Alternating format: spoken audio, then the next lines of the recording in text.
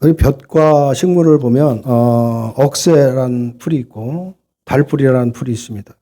또 갈대라는 이 풀이 있는데 이 세 가지의 모습을 보면 겉으로 보기에는 잘 우리가 구분이 안 될 정도로 이렇게 좀 혼동이 될 때가 있죠. 구분하기가 쉽지 않습니다. 그러나 그것이 어디에서 자라는가를 보면 우리가 또 쉽게 구분할 수가 있습니다. 억새는 산에서 자라죠. 산에서 자라면서도 강한 바람이 불어도 그걸 잘 견디면서 살아간다라고 볼 수가 있습니다. 개울가의 달풀이 풀은 줄기를 길게 뻗어서 이제 뿌리를 내리면서 살아가는데 이 강물이 개울가에 물이 엄청나게 불어도 그 물살에도 잘 버티면서 살아가는 식물이다라고 볼 수가 있죠. 갈대는 이 강가나 바닷가의 진흙탕이나 이 소금기가 있는 땅에서도 잘 자라고 있습니다. 이 자라는 환경은 서로 다르지만은 이 세 풀들의 공통점이 하나가 있는데 그 공통점은 뭐냐면 세찬 바람이나 거친 물살에도 넉넉하게 감당하며 쉽게 꺾이지 않는다는 것이 이들의 어떤 공통점이다라고 볼 수가 있습니다. 그 이유는 뭐냐면 그 줄기 안이 비어 있기 때문이라고 합니다. 그래서 줄기가 비어 있어서 바람이 불면 자연스럽게 그냥 휘어지고 유연성 때문에 세찬 풍파 속에서도 부러지지 않고 잘 버티면서 자란다라는 것을 말하고 있습니다. 세상은 사실 종종 강한 사람만이 살아남는다라는 말을 많이 하죠. 그래서 사람들이 세상을 살아갈 때 더 단단해지려고 하고 강해지려고 하고 사실 무너지지 않으려고 부단히 애를 쓰면서 그냥 버티고 있다라고 볼 수가 있습니다. 하지만 우리가 삶을 오래 사신 분들을 얘기를 들어보면 전혀 다른 말씀을 하시죠. 그 어르신들이 이렇게 말씀을 하시는 걸 보면 끝까지 남게 하는, 이 세상에서 남게 하는 힘이라는 것은 단단함보다는 유연함에서 나온다라는 말씀들을 많이 하고 계십니다. 때로는 몸을 낮출 줄을 알아야 되고, 때로는 한 걸음 물러설 줄도 알고, 때로는 움켜쥐려고 하는 것이나 때로는 비울 줄 아는, 자기 마음을 내려놓을 줄 아는 그런 것들이 삶을 더 오래 버티게 한다라는 그런 말씀을 하고 있는 것입니다. 우리는 어쩌면 이 땅을 살아가면서도 너무 채우려고 하고 손에 쥐려고 하고 뭔가 내가 좀 강해지려고 하면서 이렇게 우리가 힘쓰며 살아가는 것이 아닌가 우리가 생각해 볼 수밖에 사실 없습니다. 사실 채움보다는 우리가 살아가면서 배워야 될 것은 비우는 것을 배워야 됩니다. 내 삶에서 점점 내려놓는 거 이것을 우리가 배워야 되는데 우리가 그것이 쉽게 되지 않는다라는 것을 우리가 늘 경험을 하죠. 아마 누구나 다 긴 여행을 한두 번씩은 다 해봤을 것입니다. 우리가 여행지에 가서 숙소에 머물게 되면 대부분 좋은 호텔에 가서 머물게 됩니다. 참 의리의리하고 5성급, 7성급 호텔 들어가면 정말 좋죠. 아늑하고 이런 곳에서 평생 살았으면 좋겠다 이런 생각을 우리가 잠시라도 하게 되죠. 그러나 그 숙소가 아무리 화려하고 안락하더라도 그것은 금방 떠날 곳입니다. 거기서 영원히 머문다라고 생각하는 사람은 없습니다. 그러면서 자기의 어떤 그런 곳에서 내 가구를 들여놓고 벽지를 새로 바르겠다 이렇게 생각하는 사람은 거의 없을 것입니다. 그래서 성경은 우리를 어떻게 정의를 하느냐면 하나님이 택한 백성들이 신자들이 사는 삶을 나그네의 삶이다 이렇게 정의를 하고 있는 것입니다. 다시 말해서 우리는 이 땅을 살아가지만 여행자의 삶으로 살아간다. 그곳에서 영원히 살 것, 이 땅에서 영원히 살 것이 아니라 여행을 갔듯이 잠시 스쳐가는 것이다. 잠시 지나가는 그런 삶이라는 것을 말하고 있는 것입니다. 그래서 나그네의 삶이다라고 말을 하고 있는 것입니다. 그런데 우리는 종종 이 여행지가 이 땅이 어떻게 보면 영원히 머물 것처럼 착각을 하고 살아가는 것이죠. 그래서 뭔가 더 움켜쥐려고 하고 뭔가 견고히 세우려고 하고 그러다 보니까 우리가 이 세상을 살아가면 너무나 큰 짐을 지고 우리가 살아간다라고 볼 수밖에 사실 없는 것입니다. 오늘 본문은 우리가 왜 이 세상에서 목매이면서 애착을 갖고 살아가지 않아도 되는지 그리고 우리가 진짜 돌아가야 될 곳이 어디인지를 이 미갈이라는 한 여인을 통해서 우리에게 보여주는 그 어떤 무엇을 우리가 추구하고 살아가지는지 보여지는 사건이다라고 볼 수가 있습니다. 우리의 어떠함이 아니라 바로 우리가 결코 우리를 포기하지 않으시는 그 언약의 불변성으로 인해서 우리의 삶은 안전하다라는 것을 오늘 말씀하시는 것입니다. 우리가 이 땅을 살아가면서 너무 불안하게 살아가고 내가 지금 이렇게 살아가도 되는가 염려 속에서 살아갈 때가 너무나 많죠. 그러나 오늘 말씀을 통해서 내 삶이 내 영혼이 얼마나 안전한지를 한번 돌아보는 그런 시간이 되시길 바랍니다. 신자는 세상에서 나그네라는 사실을 나그네로 살아간다는 사실에 대해서 소홀히 해서는 안 되는 것입니다. 우리는 생각으로는 다 갖고 있습니다. 그냥 지나가는 인생, 그냥 여행자의 삶으로 살자라고 하지만 그게 쉽게 되질 않죠. 세상을 잠시 머물다가 떠날 곳으로 보게 되면 세상의 짐은 더 이상 나를 짓누르지 못하는 것입니다. 고생을 한다고 해도 그것은 잠시 동안으로 여겨지기 때문에 우리는 얼마든지 어떤 상황에서 인내하며 살아갈 수가 있는 것입니다.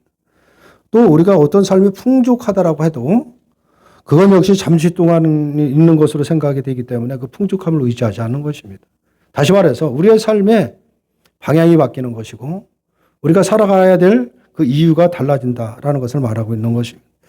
이러한 마음 자세를 갖는다라는 것, 사실 우리가 이론적으로는 쉽죠. 그러나 사실 쉽지가 않습니다. 늘 우리의 생각으로나 갖고 있지만은 사실 그렇게 살아간다는 게 누구나 그렇게 쉬운가 그렇지는 않은 것은 분명합니다. 그렇기 때문에 그런 것은 하나의 그냥 희망 상황으로 우리가 생각을 하기도 하지만 중요한 것은 나그네로 사는 것은 희망상으로 끝나는 문제가 아니라는 것입니다. 우리의 삶에 이루어야 할 삶의 방식이다라는 사실을 늘 염두에 두고 있어야 되는 것입니다. 우리가 늘 그렇게 생각은 하고 있는데 그런데 왜 우리의 인생은 나그네임을 인정하고 또 그런 삶을 살기를 원하면서도 세상에서 벗어나지 못하는 삶을 왜 우리가 끊임없이 그렇게 살아가야 되냐라는 것이죠. 그것은 끊어버릴 수 없는 우리의 육신이 있기 때문에 그런 것입니다. 육신이 있기 때문에 육신을 위해서 욕망이 발생을 하는 것이고 그 욕망을 성취하기 위해서 세상을 바라볼 수밖에 사실 없는 것입니다. 결국 세상으로부터 단절하지 못한 우리의 욕망은 언제 끝나느냐? 육신이 벗을 날, 그날 마치게 된다라는 것을 알 수가 있습니다. 우리가 주님이 부르시는 그날, 우리 육신이 버는 날, 우리의 욕망도 다 벗어지게 된다라는 것이죠. 그게 그때 가능한 것입니다. 그런데 그러기 때문에 중요한 것은 뭐냐면 이것을 그날을 우리가 소망하며 살아가야 되는 것입니다. 다시 말해서 욕망을 스스로 끊어내려고 우리가 고분분투하면서 그냥 우리가 거기에 힘쓰고 살아가기보다도 이 욕망의 굴레에서 완전히 벗어나는 날, 그 영광의 그날, 바로 그날을 더 갈망하며 살아가야 된다라는 것을 말씀하고 있는 것입니다.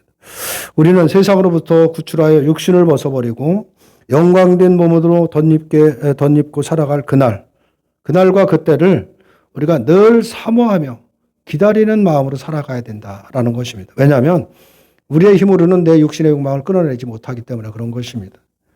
그러면 그 마음이 바로 우리의 욕망을 조금이라도 다스릴 것이고 세상에 대한 시각도 달라지게 되는 것입니다. 그런데 육신을 벗는 나를 사모하기보다는 오히려 세상 것으로 마음에 또 내가 원하는 것을 다 갖기를 원하고 육신을 치장하고 싶은 그런 욕심에 머물러 있으니까 우리의 살아가면서 끊임없이 우리 신앙의 문제가 발생할 수밖에 없다라는 것입니다. 세상에 오셔서 피로써 우리를 구원하신 예수님은 하늘로 다시 올라가셨죠. 하늘로 올라가시면서 분명히 우리에게 약속을 하셨습니다. 내가 다시 오겠다라는 분명한 약속을 하셨습니다. 예수님이 다시 오시는 그날 우리의 육신이 벗어버리고 영광된 몸을 입고 영원한 하나님의 나라에서 살아가게 될 것입니다. 우리들은 그날을 생각하면 그때를 기억하며 우리의 마음이 기뻐야 되는 것입니다. 그날이 우리가 정말 그날을 생각만 해도 마음이 설레야 되는 것은 당연한 것입니다. 어린아이들이 소풍 간 날 잡아놨을 때 그날이 되면 그날이 다음서 하루하루 기다려지고 그 전날은 잠이 안 오던 그런 설레임이 우리 신자들에게 있어야 되는 것입니다. 그날만 생각하면 그래 그때가 고도겠지 이런 설레임 속에서 우리가 살아가는 것이 당연하다라는 것입니다. 진심으로 우리들이 그날을 기다린다라고 한다면 이런 마음은 당연히 있어야 되는 것입니다. 그렇기 때문에 신자는 세상을 살면서도 예수님이 오셔서 나를 부르실 그때를 기다려야 하는 것입니다. 우리를 신부로 삼으신 예수님이 이제 불러주시고 또 혼인잔치에 이끌어 우리들을 영원히 그분과 함께 영원한 하나님 나라에서 살아갈 나를 우리가 기다리며 살아가야 된다라는 것입니다. 이런 마음을 담고 살아가지 않으면 우리는 여전히 육신에 매이고 세상에 매일 수밖에 사실 없는 것입니다. 잠깐 살다 가는 이 세상에 우리가 너무 애착을 갖고 살다 보면 고통밖에 남는 거 없는 것입니다. 근데 그 고통에서 우리를 건져주셨는데 우리는 여기서 헤어나지를 못하고 있습니다. 그렇기 때문에 오늘도 이 본문을 통해서 말씀하시는 것입니다. 우리가 궁극적으로 바라봐야 될 것이 뭐냐? 이 부분을 생각하게 하는 말씀인 것입니다. 이처럼 신자는 세상 속에 속한 사람이 아니라 바로 언약으로 하나님께 속한 사람이다. 이 땅에 살아가지만 우리는 하늘에 속한 사람들인 것입니다. 오늘 본문은 바로 그 언약이 어떻게 사람의 운명을 결정해 주는 것인가를 보여주는 그런 사건을 기록한 내용이 오늘 본문의 말씀이다 라고 볼 수가 있습니다. 오늘 본문을 보면 사울의 첩인 그 리스바를 통관한 그 아브넬을 왕이었던 이스보셋이 책망을 했죠. 책망을 하자 아브넬이 분노하며 이 나라를 사울의 집에서 다윗의 집으로 옮겨버리겠다라고 협박을 하는 것입니다. 이스보셋은 이런 아브넬의 협박에 두려움을 갖게 되죠. 왜냐하면 이스보셋은 왕후의 자리에 있지만 힘이 없습니다. 그 힘과 권력은 누가 갖고 있냐? 아브넬이 다 갖고 있죠. 아브넬이 좌지우지하면서 하는 그런 상황에서 비록 왕이지만 아무런 힘이 없기 때문에 아브넬의 말에 따라갈 수밖에 없는 그런 형편에 있다라고 사실 볼 수밖에 없는 것입니다. 비록 왕의 위치에 있다고 할지라도 권력이 없으면 고개를 숙일 수밖에 사실 없는 것입니다. 힘 있는 자가 왕으로 군림하는 것이 세상의 질서이기 때문에 그런 것입니다. 그러나 하나님의 나라에는 세상처럼 힘 있는 사람이 지배하는 질서가 아닌 것입니다. 하나님의 나라라는 것은 오직 하나님만이 참진 주권자이시고 모든 사람은 그 하나님 앞에서 순종할 존재일 뿐인 것입니다. 그 이상 이하도 아닌 것입니다. 세상은 힘의 논리로 모든 것이 움직여지는 것입니다. 힘이 있고 권력이 있고 가진 게 있는 사람에 의해서 모든 것이 움직여진다. 이게 세상인 것입니다. 그러나 다윗은 다시 말해도 하나님의 나라는 언약의 논리로 움직여진다라는 것을 잘 보여주는 것입니다. 하나님의 약속한 그 약속에 의해서 모든 것이 움직여지는 것입니다. 오늘 13절을 보면 다윗은 이렇게 말을 하고 있죠. 13절을 보면 아브넬이 언약을 맺자는 말에 거기에 대답을 하는 것이 13절의 말씀이다라고 볼 수가 있는데 13절을 보면 좋다. 내가 너와 언약하려니와 내가 네게 한 가지 일을 요구하노니 나를 보러 올 때에 윗선 사울의 딸 미갈을 데리고 오라. 그렇지 않으면 내 얼굴을 보지 못하리라. 라는 말로 대답을 하고 있습니다. 아브넬과 언약을 하는 대신 사울의 딸 미갈을 데리고 올 것을 지금 조건으로 삼고 있는 것입니다. 그리고 이스보셋에게 사자를 보내서 미갈의 남편인 발디엘에게 자신의 처 미갈을 돌려줄 것을 요구를 합니다. 그래서 이스보셋이 미갈을 남편에게서 빼앗아서 다윗에게 돌려보냈다라는 것이 오늘 본문의 내용이다라고 볼 수가 있죠. 과연 이 본문을 읽으면서 무슨 생각이 들었느냐라는 것이. 이 본문의 내용을 과연 우리가 어떻게 이해를 해야 될까? 여러 가지 생각이 드실 것입니다. 비록 미갈이 예전엔 다윗의 아내였다라고 할지라도 지금은 언연히 다른 남자의 아내로 있습니다. 남편이 따로 있습니다. 그런데 그 관계를 다 깨버리고 다시 예전의 부부관계로 돌이키는 이것을 과연 우리가 어떻게 이해를 해야 되겠느냐라는 것이죠. 다윗의 행위를 두고 우리는 그것이 옳다 그르다 얼마든지 얘기할 수는 있는 것입니다. 하지만 옳고 그름의 기준을 우리의 상식과 도덕으로 바라본다라고 한다면 사실 오늘 본문의 내용은 절대 이해할 수가 없는 것입니다. 세상의 어떤 도덕이나 그런 세상의 가치로 이 오늘 본문을 바라본다라고 하면 도저히 이해할 수 없는 하나님이 우리에게 주시려고 하는 메시지를 발견할 수 없는 내용이 오늘 본문의 말씀이다라고 볼 수 있습니다. 본문뿐만 아니라 성경 전체가 마찬가지인 것입니다. 성경 전체는 우리의 상식과 도덕을 기준으로 해서 이해하고 해석하는 내용이 아닌 것입니다. 그런데 우리는 성경을 바라볼 때 늘 우리의 기준, 우리의 상식, 세상의 도덕을 가지고 성경을 바라보는 것입니다. 성경을 해석하려고 하죠. 그러다 보니까 성경의 해석, 우리에게 주려고 하는 메시지하고는 너무 엉뚱한 데 가서 헤매고 있는 것입니다. 다른 방향으로 간다는 것입니다. 진정한 우리에게 주는 메시지를 찾지 못할 때가 너무나 많은 것입니다. 그러나 성경이라는 것은 우리가 그렇게 바라볼 것이 아니라는 것을 우리가 생각해야 되는 것입니다. 성경 모두는 하늘의 계시를 우리에게 말씀을 하고 있는 것, 땅에 있는 일을 이야기하고 있는 것이 아닌 것입니다. 다시 말해서 영적인 메시지라는 것을 우리가 이해를 해야 되는 것입니다. 그런데 하늘의 일을 세상의 상식을 가지고 우리가 어떻게 이해하고 해석할 수가 있겠느냐라는 것입니다. 오늘 본문 역시도 도덕적인 개념으로 이해하려고서는 안 되는 것입니다. 도저히 도덕적인 개념은 이거 상식적으로 이해가 되지 않는 것이죠. 도덕적으로도 이해할 수 없고 볼 수 없는 하늘의 시각으로, 다시 말해 영적인 눈으로 바라봐야 오늘 본문을 해석할 수가 있다라고 볼 수가 있는 것입니다. 성경은 단순히 도덕적인 이야기보다 하나님의 구속의 뜻을 보여주는 영적인 메시지를 담고 있기 때문에 그런 것입니다. 오늘 다윗이 미갈을 요구하는 이유가 과연 무엇이냐라는 것이죠. 왜 남의 가정을 꾸리고 있는 그 여인을 다시 찾으려고 하는 그 이유가 뭐냐라는 것입니다. 그 부분을 우리가 생각을 해봐야 됩니다. 14절에서 그 이유를 밝히고 있죠. 14절을 보면 전에 블레셋 사람의 양피 100으로 청혼한 자다라고 이렇게 설명을 하고 있습니다.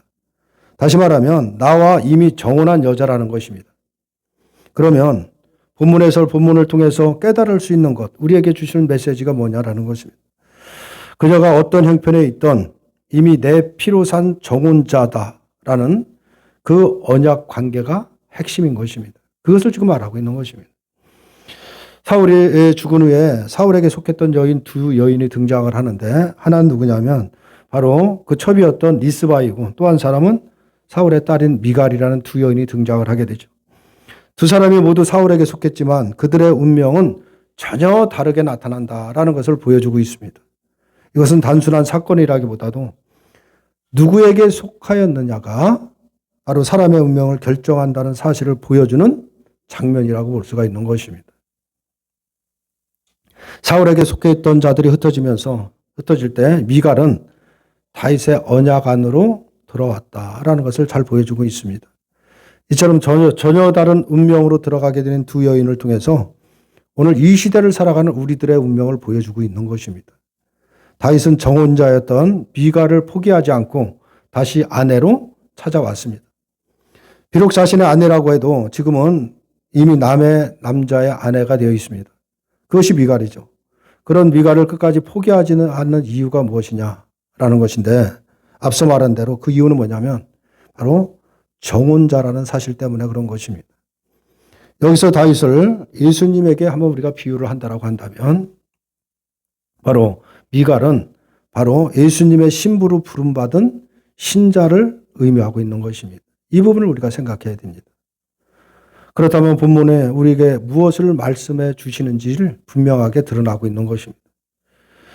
이 사건은 예수 그리스도와 신자의 관계를 보여주는 그림과 같다라는 것을 전제하고 우리가 말씀을 이해를 해야 할 필요가 있는 것입니다. 미갈이 비록 다윗과 정혼한 신분이지만 다른 남자의 아내로 살아가게 되어 있습니다. 다윗과 정혼한 몸으로서 다윗과 함께 살아가고 있는 것이 아니라 다른 남자의 아내로 살아가고 있는 것입니다. 이것은 비록 신자가 그리스도의 신부로 부름을 받았지만 우리가 하나님 나라의 백성으로 살아간다라고 하지만은 지금은 세상과 더불어 살아가는 모습을 그대로 보여주고 있는 것입니다. 그리고 만약 다윗이 미갈을 찾지 않았다라고 한다면 평생을 다른 남자의 아내로 살아갈 수밖에 없는 바로 그 미갈처럼 바로 이 성도 역시도 예수님이 찾아주시지 않으면 그 운명은 세상과 함께 끝날 수밖에 없는 운명이다 라는 것을 보여주고 있는 것입니다. 그런데 예수님은 그 언약대로 자기 신부를 찾으실 것임을 오늘 본문을 통해서 보여주고 있는 것입니다. 미갈이 다윗의 아내로 다시 회복되는 것은 다른 이유가 아닌 것입니다. 청혼이라는 바로 언약 때문에 그런 것입니다. 다시 한번 아내가 되었기 때문에, 한번 다윗의 아내가 되었기 때문에 미갈이 어떤 처지에 있을지라도 다윗의 아내라는 신분은 변하지 않는다라는 것을 말하고 있는 것입니다. 이것이 신자에 대한 예수님의 마음이다라는 사실을 우리가 깨달아야 되는 것입니다. 한번 부름받은 예수님의 신부의 위치는 절대로 변하지 않는다는 것입니다. 다시 말해서 한번 성도로 택함을 받은 하나님 나라의 백성은 어떤 상황에도 하나님은 그냥 두시지 않고 반드시 그것을 회복시킨다라는 것을 말하고 있는 것입니다.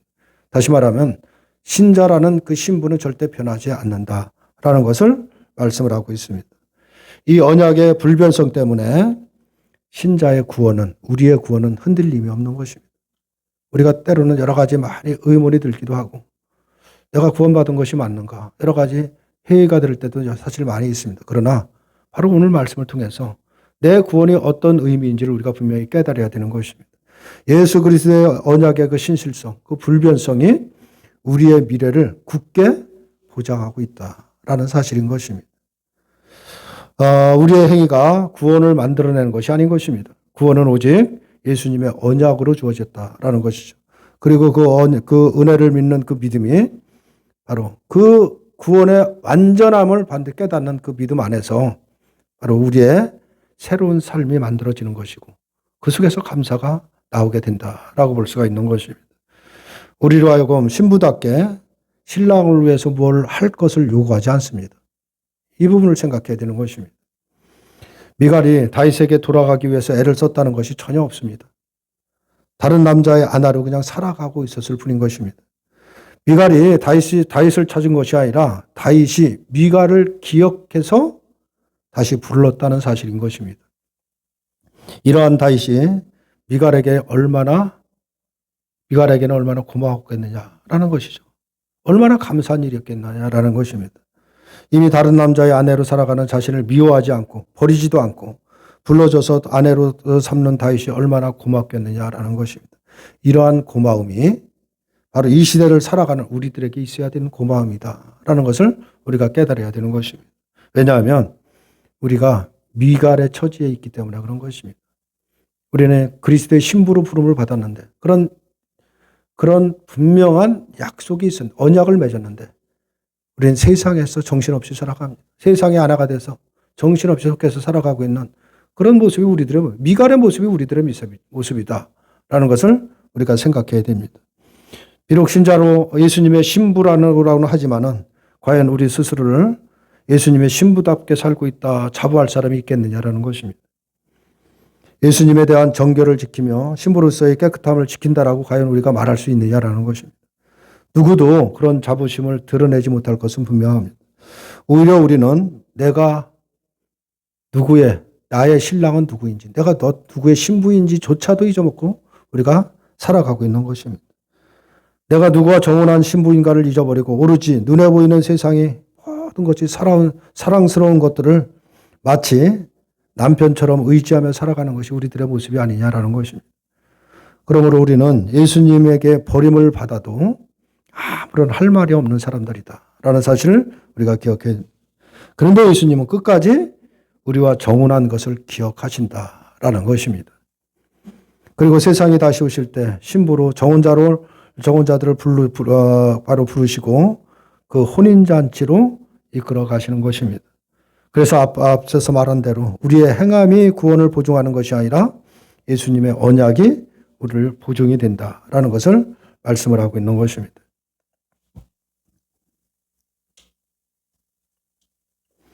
마태복음 26장 28절을 보면 마태복음에서 이런 말씀을 하고 있습니다. 이것은 죄사함을 얻게 하려고 많은 사람을 위하여 흘리신 바 나의 피 곧 언약의 피니라 라는 말씀을 하고 있습니다. 이처럼 예수님의 언약은 피로써 맺어진 것이다 라는 것을 말하고 있는 것이 그냥 맺어진 것이 아닌 것입니다. 그러므로 그 언약은 어떤 경우에도 취소되지가 않는 것입니다. 이 언약으로 인해서 우리들이 예수님의 신부로 부름을 받게 된 것입니다.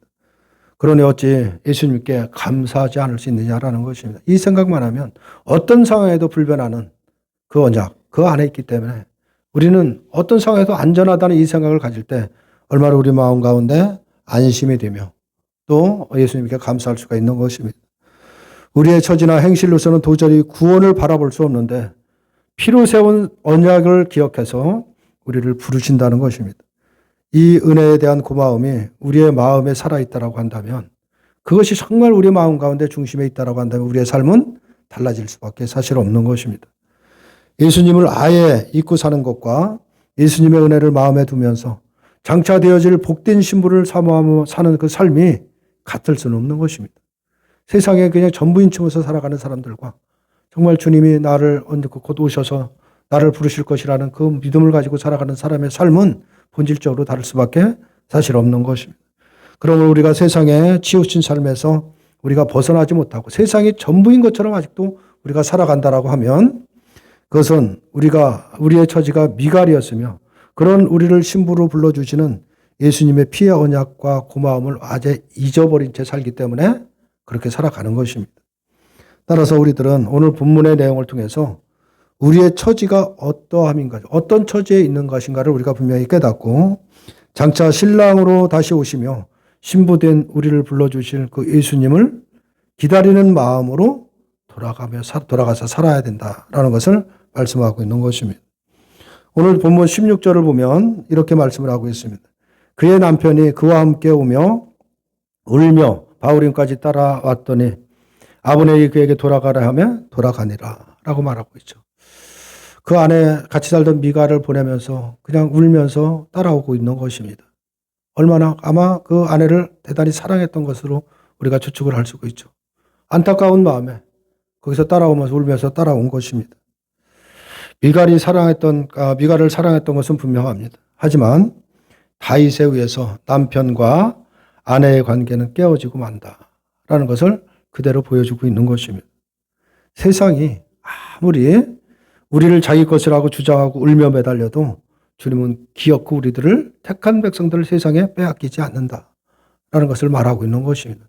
반드시 세상에서 돌이키게 하고 찾아온다라는 것을 말씀을 하고 있는 것입니다. 이것이 바로 주님의 열심이라는 것입니다. 주님의 열심이 있기 때문에 우리가 안전한 것입니다. 내 열심이 아닌 것입니다. 주님이 포기하지 않고 우리를 기억하시기 때문에 반드시 우리를 부르실 것이기 때문에 우리는 안전한 구원의 완성을 이뤄 가신다라는 것을 알 수가 있는 것입니다. 미갈이 다윗을 기억한 것이 아닌 것입니다. 다윗이 미갈을 기억한 것입니다. 우리가 주님을 붙드는 것이 아니라 주님의 피로 세운 그 언약을 기억하셔서 우리를 세상이라는 남의 품에서 되찾아 오신 것입니다. 이것이 우리들의 유일한 소망이 되는 것입니다. 세상은 우리가 영원히 머무는 곳이 아니다라는 사실을 우리가 분명히 깨달으면서 살아가야 되는 것입니다. 잠시 잠깐 머무는, 그래서 나그네라고 하는 것입니다. 우리의 참된 집은, 우리의 돌아가야 될 영원한 본향은 따로 있는 것입니다. 그것은 바로 신랑 되신 예수님이 계신 곳인 것입니다. 그곳에서 우리가 살아야 될 영원한 곳인 것입니다. 그러므로 신자는 세상을 붙들고 사는 사람이 아니라 주님이 다시 오셔서 우리를 부르실 그날을 기다리며 살아가는 사람입니다. 그래서 그날을 늘 사모하며 기다려야 돼. 설레는 마음을 갖고 우리가 살아가야 되는 것입니다. 오늘 본문의 다윗과 미갈의 이야기는 선지자 호세의 삶에서 더욱 분명하게 드러난다라는 것을 우리가 호세아를 보면 알 수가 있습니다. 호세아의 아내 고멜은 남편을 버리고 다른 남자에게로 떠나버립니다. 그녀는 음란했고 스스로를 망가뜨리고 결국 노예시장에 팔리는 그 신세로 전락해 버립니다. 그때 하나님이 호세아에게 말씀하시죠. 호세아 3장 1절의 말씀을 보면 이렇게 말씀을 하고 있습니다. 여호와께서 내게 이르시되 이스라엘 자손이 다른 신을 섬기고 건포도 과자를 즐길지라도 여호와가 그들을 사랑하나니 너는 또 가서 타인의 사랑을 받아 음녀가 된 그 여자를 사랑하라 라고 호세아에게 말씀을 하고 있는 것입니다. 그 말씀에 호세아는 두말하지 않습니다. 그대로 그 여인을 찾아가죠. 바로 은 15개와 보리 한 호멜 반을 가지고 가서 이미 남의 소유가 된 바로 그 아내를 그 모든 값을 다 치르고 다시 데려옵니다. 미갈은 바디발의 집에서 울며 끌려 나온 것처럼 또 고멜 역시도 자신의 부끄러운 과거에서 그 모든 것을 청산하고 바로 끌려 나오게 된다라고 볼 수가 있습니다. 그자가 착해서가 아닌 것입니다. 다시 돌아가 아내가 될 자격이 있어서 그를 갖춰서 데려오는 것이 아닌 것입니다. 오직 그녀는 내 아내라고 하는 바로 호세아의 언약 때문이다라고 볼 수가 있는 것입니다. 이것이 하나님의 사랑인 것입니다. 그 하나님의 사랑이 오늘날 하나님이 택한 백성들을 향한 사랑이라는 것을 보여주고 있는 것입니다. 이 호세아의 모습이 바로 오늘 우리를 포기하지 않으시는 그리스도 예수님의 마음이다라는 사실을 우리가 기억해야 됩니다. 우리는 세상이라는 다른 남편에게 마음을 뺏겼지만 주님은 피라는 값을 치르고 우리를 다시 신부로 부르신 것입니다. 오늘 본문의 미갈을 우리가 깊이 생각해야 됩니다. 그녀가 다윗에게 돌아가기 위한 한 일은 아무것도 없습니다. 그녀는 다른 남자의 아내로 살아가고 있었을 뿐인 것입니다. 하지만 다윗은 그녀와 맺었던 정혼의 약속을 잊지 않았다라는 사실인 것입니다. 우리도 마찬가지입니다. 우리는 때로는 신부의 정결함을 잃어버리고 바로 세상의 화려함에 마음을 뺏기며 살아갈 때가 사실 너무나 많습니다. 내가 이래서 정말 구원받은 것이 맞나 의심이 들 정도로 그런 불안함이 우리를 짓누를 때가 너무나 많습니다. 그러나 우리가 기억해야 됩니다. 구원은 나의 행실에 달려있는 것이 아니라 주님의 기억하심에 달려있다는 사실을 말씀을 하고 있는 것입니다. 주님의 십자가에서 흘리신 그 피의 언약을 지금도 기억하고 계시는 것입니다. 그리고 그 주님은 너는 내 신부다. 내가 너를 결코 포기하지 않는다라고 말씀하고 계시는 것입니다. 이 불변의 언약이 오늘 우리의 미래를 보장한다라는 사실인 것입니다. 이것을 우리가 분명히 믿음으로 받아들여야 되는 것입니다. 그러나 이제 세상에 두었던 마음을, 세상이 전부인 줄 알고 살아갔던 그 마음을 거두시고 우리를 부르러 오실 그 신랑 예수님을 설레는 마음을 가지고 기다리시길 바랍니다. 그날을 정말 소풍 가는 아이들의 마음처럼 그런 설렘을 갖고 바라봐야 되고 기다릴 줄 알아야 된다라는 것입니다. 그런 삶을 살아갈 때 우리는 세상에서 자유를 얻을 수가 있는 것입니다. 세상에 어떤 환경일지라도 거기에 매여 있지 않는다는 사실을 우리가 기억해야 되는 것입니다. 이 언약의 신실함을 믿으시고 한 주간도 나그네답게 살아가시는 저와 여러분들 다 되시기를 주님의 이름으로 축원합니다.